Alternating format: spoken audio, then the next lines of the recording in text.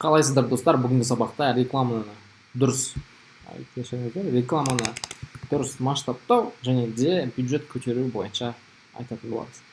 Ең негізгі формула, ең дұрыс формула бұл мысалы реклама жақсы болды, баннер өтті, видео жақсы өтіп тұр, сайт бәрі нормально, идеальный болып тұр. Істейміз, сол рекламаны қозғамаймыз, дублировать етеміз. Дублировать басамыз, яғни копиясын создавать етеміз де бірден керек бюджетті қоямыз. Күніне $100 қою керек болатын болса, онда бірден $100 қоясыз сәйкесінше. Ал егер де мысалы басында тест ретінде мысалы күніне $20, $15, $10 қойдыңыз. Енді бюджет көтеру керек деген кезде не істейміз? Ол рекламаны өзгертуге болмайды. Өзгертпеңіз. Өзгертетін болсаңыз сәйкесінше, ол сізде қанша бір мықты бір өтіп жатқан баннер болсын, видео болсын, бәрібір кликтің бағасы, заявканың бағасы қымбаттайды. Қымбаттайды, реально қымбаттайды. Сол себепті дублировать ету керек. Дублировать еткен кезде қымбаттау шансы өте төмен болады. Біраз 30%-ға, 20%-ға қымбаттауы мүмкін. Мысалы, кликтің бағасы 0.02 и одан кейін ол 0.03 болып қалуы мүмкін деген секілді. Немесе мысалы, кликтің бағасы қанша 0.05 болсын, 30% уже 0.7 болуы мүмкін, 0.8 болып кетуі мүмкін деген секілді. Сондай болуы мүмкін. Бірақ ол егер де редактировать ететін болсақ, дублировать етпейтін болсақ, редактировать еткен моментте ол 0.05 деп тұрған кликтің бағасы бірден 0.10, 0.15, 0.20-ға көтеріліп кетуі мүмкін. Яғни ол жерде көтеріліп кетуі қаупі жоғары.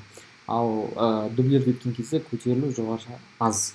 Сол себепті дублировать ету керек. Дублировать. Мына сөзді қайдан жазып қояйын. Дублировать. Енді соның өзінде жүріп тұрған рекламаны қозғағыңыз келмейді. Сол моментте қалай көтереміз? 2 күн сайын 20%-ке ғана көтереміз. Ол қалай? Күндік бюджет. Күндік бюджет $20 болсын. $20 болсын. И бізде $20-дың 20% $4. $4 болып 20%, сәйкесінше сіз аласыздар күндік бюджетті $24 күндік бюджет қоясыз. Одан кейін бізде 2 күн өтті. Былай жүрейін.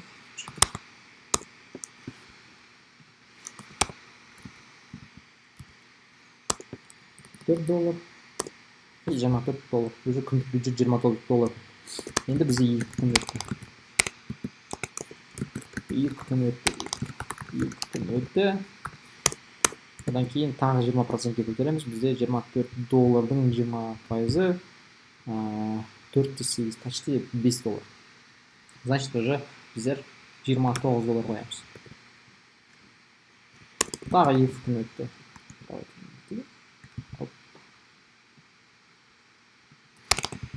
2 күн өтті.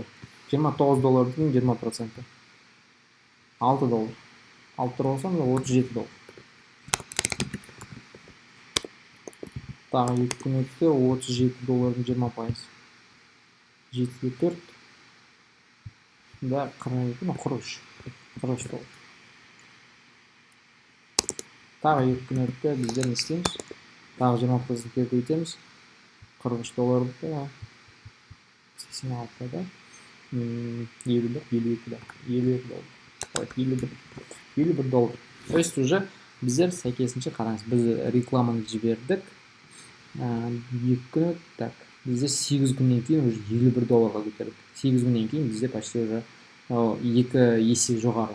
Чуть-чуть 2-де 1 нәрсе есе жоғары бюджетті көтердік. Осылай көтерсеңіз болады. Бұл әрине кішкене қиындау болуы мүмкін. Сол себепті дублировать ету арқылы бірден көтеріп тастасаңыз болады. Секіріп кетуі мүмкін, жаңа айттым ғой, 30%-ке деген секілді там. Максимально 50%-ке көбейіп кетуі мүмкін, но потом ол реттеледі. 2 күннен кейін, 3 күннен кейін реттеледі. Тағы бір айтатын нәрсе, бұлай 20%-ке көтеру арқылы постоянно бір ғана деңгейде ұстап тұру деген нәрсе болмайды. То есть сәйкесінше сіздің бір кликтің бағасы 0,05 болып, мына 8 күннен кейін де 0,05 болып тұруы өте аз вариант болады. Ол осы 8 күннен кейін уже 0,10 болып кетуі мүмкін. То есть 2 есе қымбаттап кетуі. Не себепті? Там сіздің рекламаңыз жүріп тұр, адамдар көріп жатыр, кейбір адамдарға өтпей жатыр, мысалы CTR төмендеп жатыр деген секілді, креативіңіз уже ескіріп жатыр деген секілді. Сондай моменттер болуы мүмкін. Яғни аудитория кішкене уже шаршап жатыр деген секілді. Сол моmentте уже сіздің кликтің бағасы көбейе бастайды. Яғни ең идеальный, дұрыс, жақсы бір вариант, мен қолданатын вариант ол дублировать ету. Осы вариант арқылы жақсы заявка алып келсе болады. Бірақ дублировать етіп рекламаны бір күнге, 2 күнге жіберетін болсаңыз, ол жерде енді вообще бағасы өте үлкен болып кетеді. Бұл жағдайда не істеу керек? Яғни дублировать қай жағдайда жасау керек? Рекламаңыз кемінде 1 апта тұратын болса, кемінде 2 апта тұратын болса, сол жағдайда, мысалы, например, күндік бюджет $20 ма, аласыз, 5 есе көбейте саласыз, $100 деген секілді. Сол моментте жақсы жұмыс жасайды. Осы сабақ түсінікті болды деген ойдамын. Сау саламатта болыңыздар. Жақсы, күндеріңіз сәтті өтсін. Кездескенше күн жақсы.